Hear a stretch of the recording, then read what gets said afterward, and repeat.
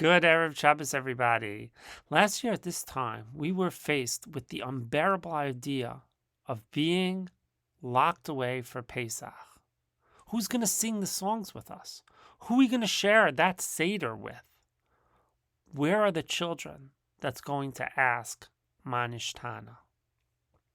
And here we are, 1 year later, and many of us are still asking that very same question, with all of us desperately praying that this will be the last year that we will spend a Seder alone.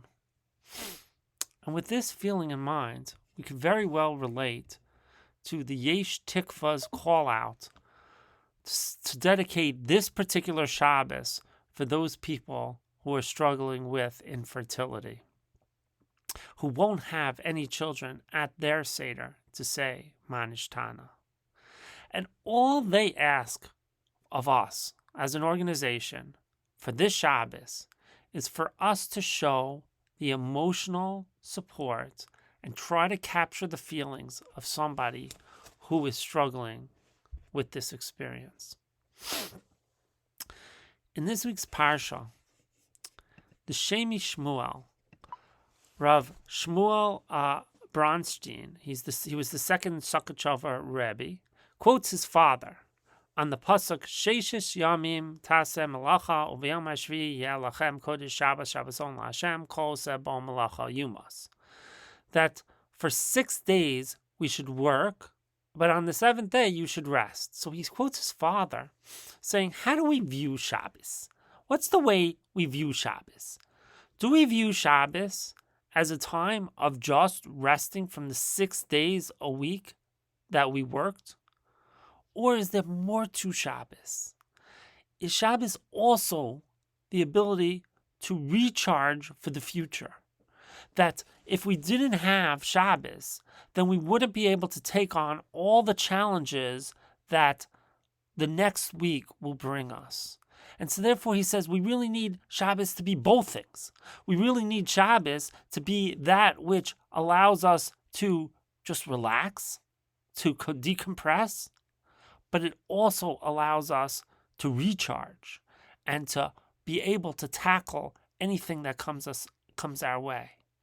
And that's really what Yesh Tikva is asking us to do. That how do we help somebody who's struggling with infertility? How do we help somebody who's struggling with challenges that we ourselves are not facing? So we have to look to Shabbos, where Shabbos tells us that we have to be there to support them when they're down, when they're struggling, when it's not working for them. We have to be that shoulder, and then we have to allow them to have the strength to take on their next challenge. And it's not an easy thing. It's not an easy thing because it requires patience. If you look at this article, what to say and what not to say to someone living with infertility, the one thing that it points out at the very end of the article is the biggest need that has to be is patience for the people who are going through the infertility and for the people who are supporting them. We have to realize that things just don't happen automatically. That some people think you get married and you have children, but it just doesn't happen for every person. And we need to be there to remind the person about the patience, and we have to be patient ourselves. And that's what Shabbos is about. Shabbos, we have to wait for Shabbos. It doesn't start the week off for us, although it's there to recharge for the next week, but it doesn't start. First, we have the 6 days that we have to work, and then we get the Shabbos. And then we have to remind ourselves and those people who are going through these challenges that sometimes you have those 6 very, very hard days of work. And we pray that we can reach that Shabbos. This week, we should be sensitive to the people who are going to be alone for Shabbos and those people who are struggling with being alone even into the future, not just for this year, not just last year, but for those people who are struggling with this idea that this could be something very long-term for them. And so therefore, we have to be sensitive to that, and we have to be there for them.